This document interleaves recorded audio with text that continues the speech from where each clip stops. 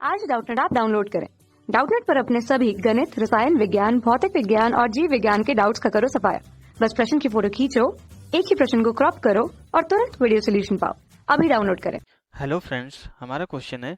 चित्र में दिए गए दो आरेख दो वर्तुल गतियों के तद अनुरूप हैं। प्रत्येक आरेख पर वृत्त की त्रिज्या, परिक्रमण काल, आरंभिक स्थिति और परिक्रमण की दिशा दर्शाई गई है। प्रत्येक प्रकरण में परिक्रमण करते कण के त्रिज्य सदिश के x अक्ष पर प्रक्षेप की तद अनुरूपी सरल आवर्त गति ज्ञात कीजिए। ओके, क्वेश्चन को फिगर के थ्रू समझते हैं। फिगर हमारा क्वेश्चन में गिवन है, तो यहाँ पे हमें जो है ये दो अलग अलग जो है हमारी जो है वृत्तीय गति दिखाई गई है। इनके जो हमारे प्रारंभिक स्थिति, परिक्रमण काल और इनकी त्रिज्या हमारी यहाँ पे गिवन है। तो हमें क्या बताना है, हमें जो है दोनों के लिए जो है सरल आवर्त गति का जो हमें क्या निकालना है, समीकरण निकालना है। ओके, तो सबसे पहले हम यहाँ पे ये चित्र एक ही बात करते हैं। तो यहाँ पे हमारा क्या होता है कि हम मान लेते हैं कण हमारा यहाँ से चलना स्टार्ट करता है। ओके, कण हमारे यहाँ से चलना स्टार्ट करता है। ये धनात्मक x अक्ष है, ये धनात्मक y अक्ष है, ये ऋणात्मक x अक्ष है और ये ऋणात्मक y अक्ष है। तो जब यहाँ पे t बराबर 0 पे चलना स्टार्ट करता है इस वृत्तीय गति पे, तो मान लेते हैं किसी समय t पर हमारा क्या होता है, हमारा पिंड कहाँ पे आ जाता है, किसी समय पे हमारा पिंड यहाँ पे आ जाता है। ओके, हम यहाँ पे मान लेते हैं इस समय हमारा पिंड यहाँ समय टी पर हमारा पिंड यहाँ पे आ गया। तो और हमारा इसका जो विस्थापन है यहाँ पे कोणीय विस्थापन थीटा हम मान लेते हैं। ओके, तो इस कंडीशन में हमारा क्या हो जाएगा कि ये ऑलरेडी हमारा यहाँ से जो है पहले ही हमारा जो है π/2 कोण बना रहा था और ये हमारा दक्षिणावर्त दिशा में चल रहा है। तो यहाँ पे अगर हम देखेंगे, यहाँ से अगर हम यहाँ पे प्रक्षेप लेते हैं x अक्ष पे, अगर हम इस पॉइंट से हमारा कण जो है इस पॉइंट पे आ गए, अगर यहाँ से हम प्रक्षेप लेते हैं इस x अक्ष पे, तो हमारा ये इस तरीके से प्रक्षेप आएगा। ओके, अगर हम यहाँ पे ये हमारा क्या है, ये हमारा मूल बिंदु O है और अगर हम इसको M मान लेते हैं और हमारा कण यहाँ पे P बिंदु पे आ गया, तो अब हमारा क्या हो जाएगा, ये OM हमारा क्या होगा, प्रक्षेप होगा। ये सरल आवर्त गति कैसे करता है, जैसे जैसे हमारा ये पिंड बढ़ता जाता है तो इसका जो प्रक्षेप है इस ये मूल बिंदु से जो है इस दिशा में बढ़ता चला जाता है। तो यहाँ पे क्या होता है, फिर जब हमारा इस पॉइंट के आगे जाता है तो हमारा वही प्रक्षेप इस पॉइंट से जो है इस मूल बिंदु तक आता है। जब हमारा जो है इस दिशा में गति करना स्टार्ट करता है तो हमारा प्रक्षेप क्या होता है कि हमारे ये जो प्रक्षेप का पॉइंट है ये हमारा जो है इस दिशा में गति करता है। तो यहाँ पे इस वृत्त की त्रिज्या, इस वृत्त के व्यास के अंदिश क्या करता है, हमारा जो है इस तरीके से सरल आवर्त गति करता रहता है।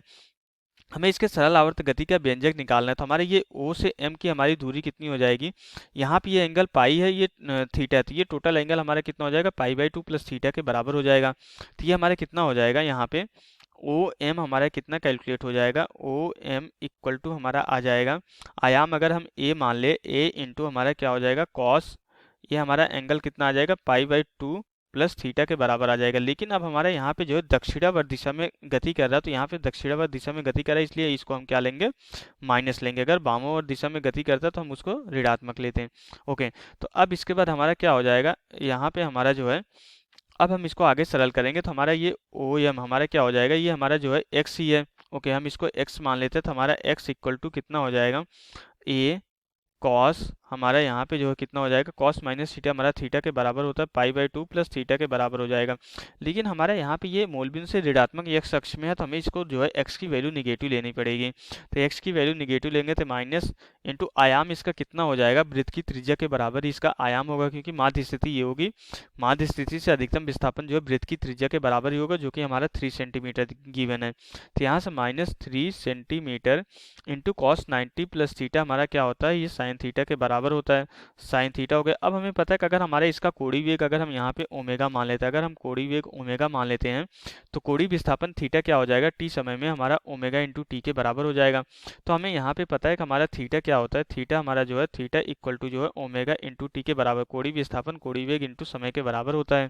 तो यहाँ से हमारा कितना हो जाएगा, x इक्वल टू हमारा कितना हो जाएगा, -3 सेंटीमीटर इंटू हमारा जो है साइन ओमेगा टी के बराबर हो जाएगा। यहाँ पे हमें जो है साइन ओमेगा का भी एक फार्मूला पता होता है, जो कि हमारा -3 ये सेंटीमीटर हो जाएगा, साइन ओमेगा क्या होता है हमारा 2π/t के बराबर होता है, इंटू हमारा स्मॉल टी हो जाएगा। अब आवर्तकाल हमें कितना गिवन है, 2 सेकंड के बराबर गिवन है। तो आवर्तकाल की वैल्यू अगर हम 2 सेकंड पुट कर देंगे तो x की जो वैल्यू कैलकुलेट हो जाएगी ये -3 सेंटीमीटर इंटू साइन हमारा कितना हो जाएगा, π/t के बराबर हो जाएगा। तो हमारे जो पहली वृत्तीय गति है उसका जो है x अक्ष पे प्रक्षेप का जो सरल आवर्त गति का समीकरण आता है हमारा कितना हो जाता है, x equal to -3 centimetre into sine π/t के बराबर हो जाता है।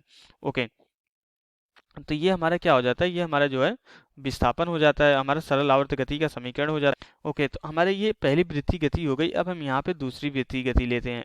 अब हम यहाँ पे इस अगर वृत्तीय गति को देखें तो हमारा क्या हो रहा है, पिंड हमारे जो है इस कण हमारा जो है p बराबर 0 t बराबर 0 पे हमारे यहाँ से स्टार्ट कर रहा है और इस तरीके से वामावर्त दिशा में गति कर रहा है।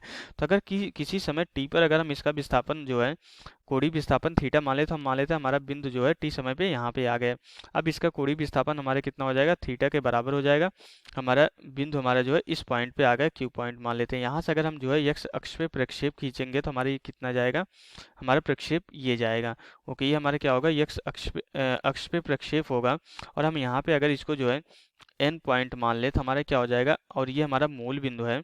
ओके, तो ये t समय बाद आ गया। तो अब हमारा ON कितना हो जाएगा, अब ये क्या कर रहा है, हमारा ये कण जो है धनात्मक x अक्ष से, ये हमारे x अक्ष है, तो धनात्मक x अक्ष से पाई प्लस थीटा का एंगल बना रहा है। तो हमारा अब सरल आवर्त गति का जो समीकरण हो जाएगा कितना हो जाएगा, अब हम जो है चित्र बी के लिए यहाँ पे कैलकुलेट कर रहे हैं। तो x इक्वल टू हमारा कितना हो जाएगा, a कॉस पाई प्लस जो है थीटा के बराबर हो जाएगा। अब यहाँ पे हम यहाँ पे ये डिस्टेंस हमारा कितना हो जा रहा है, ये वाली दूरी वही होगी ना, क्योंकि हमारे ये क्या है, आधार है, ये थीटा है। तो हमारा क्या होता है, कॉस थीटा आधार डिवाइडेड बाई कर्ण के बराबर होता है। तो उसी संबंध का यूज करके हम यहाँ पे x equal to a cos pi plus theta लिख रहे हैं। ओके, तो यहाँ से x इक्वल टू हमारे कितना हो जाएगा, a हमारा आयाम जो है 2 मीटर के बराबर होगा।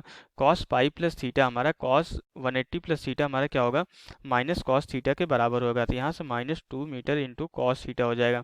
फिर से थीटा को हम क्या लिखेंगे, यहाँ पे भी हम ओमेगा टी ही लिखेंगे। तो यहाँ पे -2m कॉस हमारा क्या हो जाएगा, कॉस ओमेगा टी के बराबर हो जाएगा। ओमेगा टी हमारा 2 पाई बाई टी के बराबर होता है। तो यहाँ से हमारा इसको सरल करने के बाद जो हमारा समीकरण आ जाता है 2 मीटर इंटू कॉस हमारा जो है पाई बाई जो है 2 इंटू टी के बराबर हो जाता है। तो ये हमारा क्या आ जाता है, सरल आवर्त गति की, कि ओमेगा को हमने 2 पाई बाई टी लिखा है और टी हमें आवर्तकाल 4 सेकंड दिया गया, तो पुट करने के बाद पाई बाई 2 आ जाएगा सरल करने के बाद।